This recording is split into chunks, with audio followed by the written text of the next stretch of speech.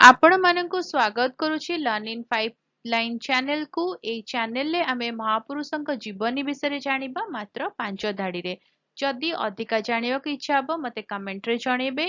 तांको विषय रे आमे लंबा एसे नेकी आसीबा। आउ जदि वीडियो भलो लागिबो सिखी हबो ताहाले चैनल को सब्सक्राइब करिवे, वीडियो को लाइक करिवे, आउ वीडियो को अन्य मनक सहित शेयर करिवे।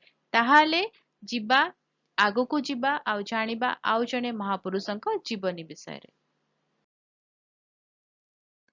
स्वामी चिन्मयानंद सरस्वती 8 मे 1916 मसीहारे जन्म ग्रहण करथिले।